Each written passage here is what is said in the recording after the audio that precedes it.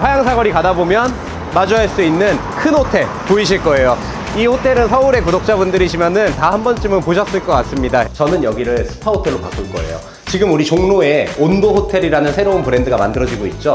여기도 온도 호텔로 만들 거예요. 저희는 욕조를 전부 다 둘 겁니다. 그 다음에 욕실의 조닝 자체를 완전히 바꾸지 않더라도 욕조의 어떤 차별화를 통해 갖고 욕실 경험에 상승을 주는 거. 근데 온도 호텔은 스파 브랜드잖아요. 호텔은 스파의 개념을 갖고 있기 때문에 목욕 경험이 좋아지는 것은 굉장히 또 중요한 것 중에 하나이겠죠. 안녕하세요, 스페이스 플래닝 정우석입니다. 저는 오늘 서울에 나와 있습니다. 서울 중에서도 건대에 나와 있어요. 지금 이쪽 길 보시면은 쩔로 가면 군자, 이렇게 넘어가면 영동대로를 지나가서 강남으로 넘어가는 중간에 있는 건대라는 상권입니다. 건대 상권 같은 경우에는 숙박 상권으로는 굉장히 유의미한 의미를 갖고 있죠. 왜냐하면 공급이 굉장히 적습니다. 건대에는 모텔이나 중소형 숙박시설이 거의 없어요. 그렇기 때문에 건대에서 노는 수요들은 숙박 공간이 필요하게 되면은 군자로 넘어가거나 왕십리로 넘어가거나 아예 강남으로 넘어가야 되거나 그런 어떤 상권의 특성을 갖고 있어요. 그 다음에 아주 인근에 대규모의 핫플레이스가 있죠. 바로 성수라는 지역입니다. 성수에는 호텔이 건대보다 더 없어요. 그런 어떤 상황 속에 있는 상권이기 때문에 숙박 상권으로는 굉장히 큰 의미를 갖고 있는 상권입니다. 오늘은 그 중에 화양사거리 가다 보면 마주할 수 있는 큰 호텔 보이실 거예요. 이 호텔은 서울의 구독자분들이시면은 다 한 번쯤은 보셨을 것 같습니다. 이렇게 대로변 앞에 크게 이제 형성되어 있는 호텔을 이번에 제가 리모델링을 하게 되었습니다. 들어가서 어떻게 바꿀지 제가 말씀드리겠습니다. 네, 여기가 기존 호텔의 로비입니다. 지금 보면 로비 공간 굉장히 넓게 널찍하니 빠져있죠. 안에서 보면 이렇게 대로변이 이렇게 보이는 이런 뷰입니다. 전형적인 호텔 로비처럼 생겼죠. 여기는 관광 숙박 시설이에요. 네, 그래서 아예 관광 호텔로 되어 있기 때문에 실질적으로 로비도 이렇게 크게 신축 당시에 멋있게 지어져 있는 겁니다. 근데 여기를 아주 많은 예산을 투자하지 않더라도 변별력이 있는 호텔로 바꿀 거고요. 저는 여기를 스파 호텔로 바꿀 거예요. 지금 우리 종로에 온도 호텔이라는 새로운 브랜드가 만들어지고 있죠. 여기도 온도 호텔로 만들 거예요. 그러면 아늑보다는 조금 더 상향된 그레이드를 가진 그런 이제 호텔 브랜드를 하나 새로 만들어서 건대에다가 심을 겁니다. 오늘 객실이 어떻게 바뀔지 한번 보여드리겠습니다.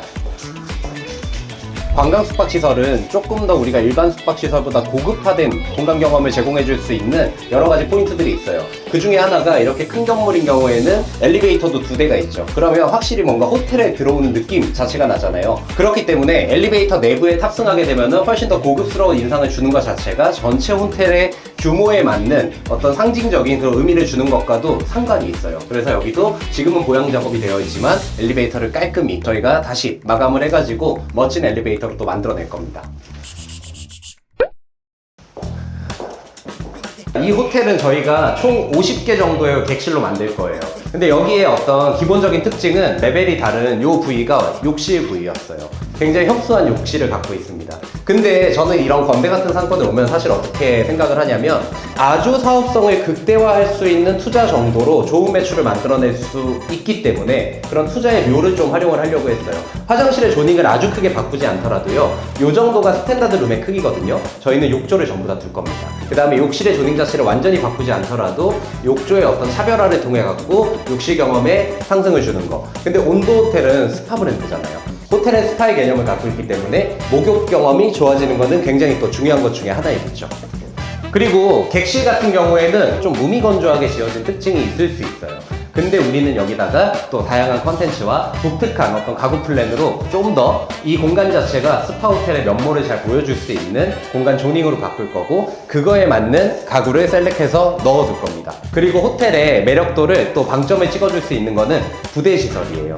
지하 공간에 버려져 있던 공간이 있었어요. 거기서 조식을 또 할 수 있게끔 조식장을 또 만들 겁니다. 그런 식으로 해서 단체 관광객도 받을 수 있고 이 주변에 있는 데이트 수요들도 받을 수 있고 영동대교만 넘어가면 강남이기 때문에 출장 수요도 받을 수 있어요. 또 성수에도 IT그룹과 스타트업들이 굉장히 많이 있기 때문에 출장 수요가 굉장히 많습니다. 그런 분들도 전부 다 반경 2km 이내에 있기 때문에 유의미한 타겟이 될 수 있습니다.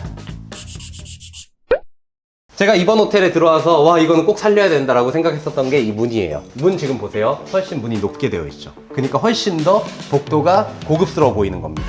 그래서 여기는 시원한 층고와 이렇게 문도 굉장히 높은 형태로 설계가 되어 있기 때문에 이 공간 자체가 훨씬 더 웅장한 느낌을 줄 수가 있는 겁니다. 그래서 이런 문 크기는 살려야죠. 스파 호텔이잖아요. 각 객실을 또 통합했습니다. 일부 객실을 이렇게 통합해서 스파 호텔에 걸맞을 수 있는 대형 크기의 객실을 두고 4인을 받을 거예요. 그러면 4인을 받을 수 있는 파티룸 역할도 할 수 있으면서 큰 조정 욕조도 즐길 수 있으면서 여기는 다인 숙소로도 활용될 수 있게 돼요. 그래서 객단가 자체를 확실히 차별화를 줄 수 있는, 두 객실을 통합해도 그 이상의 객단가를 할 수 있는 그런 형태의 호텔로 만드는 게 이번 시그니처 룸을 만들 때의 특징이고, 건대 같은 데들은 에어비앤비 수요도 굉장히 많은 상권이에요. 그래서 그런 어떤 수요들도 파티룸을 예약할 때나 다인 숙소를 예약할 때는 아주 좋은 대안이 될 수 있는 그런 펜트하우스를 만들 거예요. 그럼 지금 대표님의 말씀만 들어봤을 때는 이번 호텔에서는 OTA가 되게 중요하겠네요. 엄청 중요하죠. 서울의 OTA 같은 경우에는 모든 OTA 채널들의 효율이 좋은 게 서울이라는 상권입니다. 국내 OTA 사이트 같은 경우에는 지방까지 잘 확산이 되어 있기 때문에 어떤 상권에서 해도 어느 정도 우리가 유의미한 매출을 발생시킬 수 있어요. 하지만 국내 OTA 플랫폼에 너무 의존하다 보면은 높은 광고비를 지출을 해야 되는 그런 비용 구조가 발생을 해요.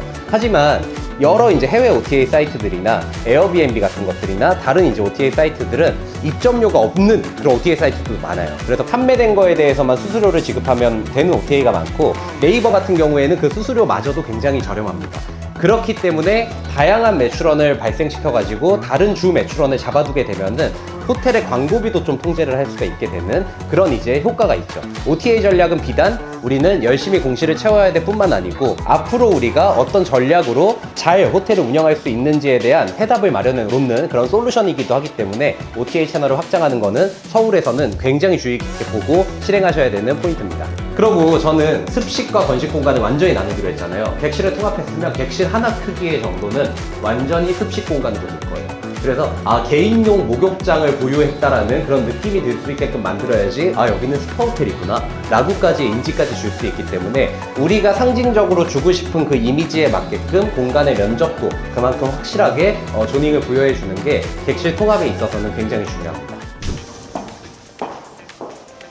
이 공간이 원래 이 호텔의 지하 1층이고 데드 스페이스였어요. 근데 이 공간 버려져 있는 거 너무 아깝잖아요. 여기들이 직원들의 그냥 공간으로 이렇게 섹션이 돼 있었던 데인데 전부 다 통합했어요. 그런 다음에 여기다가 이제 조식을 할 수 있게끔 만들 겁니다. 우리가 유성을 할 때도 여러 가지 라면바나 아침에는 조식이 될 수 있는 그런 공간들이 있었잖아요. 이 공간은 똑같은 기능을 주더라도 훨씬 더 공간이 넓기 때문에 간편 조식이 아니고 훨씬 더 퀄리티 있는 조식을 제공할 수 있는 공간이 될 수가 있는 겁니다. 근데 이거보다 좀 더 컸으면은 저는 조금 더 여기를 욕탕을 넣거나 이런 것도 했을 것 같은데 그 정도 면적은 아니에요. 그래서 여기는 확실하게 식음 서비스를 제공해 줄 수 있는 조식 공간으로 바꿀 예정입니다. 좀 큰 호텔 같은 경우는 지하에 좀 버려진 공간이 많은 곳들이 많더라고요. 그렇죠. 그게 왜 그런 거예요? 객실이 주 매출원이 원래 이 숙박 산업의 핵심인데, 그러다 보니까 객실의 선투자가 보통은 진행이 되고, 부대 공간은 확실한 수익 채널이 없는 경우에는 개발이 잘 안 돼 있거나 아니면 처음에 개발해 놓고 운영이 잘 안 되다 보니까 그냥 나이를 먹고 노후화되던가, 이런 빈 공간들은 그대로 별도의 투자가 없이 운영 전략이 확실하지 않으면은 방치되어 있는 경우가 많을 수밖에 없는 겁니다.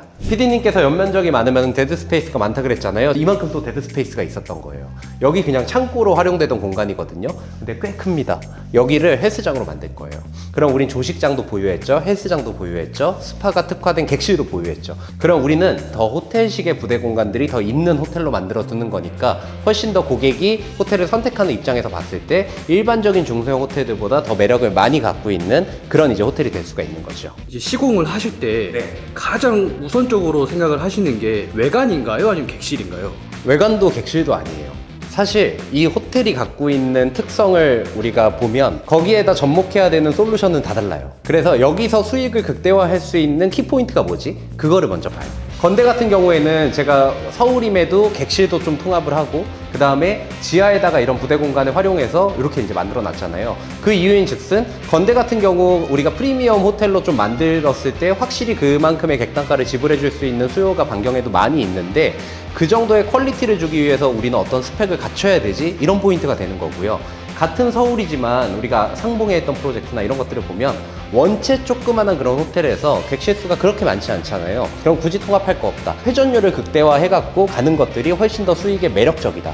거기는 사실은 여기보다 객단가를 그만큼 높게 감당할 만한 수요들이 많지는 않아요. 그러다 보니까 거기는 그렇게 개발을 한 거라서 이 상권과 그 다음에 이 호텔 자체가 가지고 있는 하드웨어와 소프트웨어의 특성을 반영해가지고 이 두 개를 조합했을 때 가장 중요한 거기 때문에 그 생각을 종합해 보면은 하나의 어떤 이 방향으로 가야 되겠다라는 방향이 나옵니다. 그 방향이 뭐냐가 제일 기획에서 중요한 것 같습니다. 네, PD님, 저랑 많이 이제 다니셨으니까 제가 여기 외관 비용 투자 많이 할 것 같아요? 적게 할 것 같아요? 최소 비용으로 하실 것 같은데요. 네, 최소 비용으로 할 거예요. 기존에도 외장의 마감재가 나쁘지 않고요. 그 다음에 하단부를 우리가 임팩트 있게 해줬을 때 훨씬 더 이 호텔은 살아날 거예요. 그래서 지금 연면적이 크잖아요. 그러면 외관에 우리가 손을 대는 순간 거기에 들어가는 비용도 두세 배가 되는 거예요. 외관 비용을 절감해서 온라인에서 승부를 보고 대신 간판이라고 할 수 있는 사이니지 플랜은 굉장히 고급화할 거예요.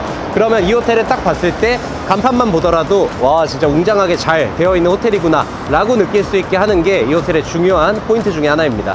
오늘 이렇게 제가 건대에서 오랜만에 대로변에 규모가 되게 있는 관광호텔 프로젝트를 어떻게 바꿀지를 좀 설명을 드렸습니다. 여기도 이제 한 3달 뒤에는 새 건물로 만들어져 가지고 여러분들한테 이제 애프터 현장을 보여드릴 수가 있을 것 같습니다. 서울에서 하는 플레이는 이게 다 만들어지고 나서 이게 온라인에서 어떻게 자리를 잡는지를 또 애프터 영상에서 소개시켜 드리도록 하겠습니다. 오늘도 시청해 주셔서 감사합니다.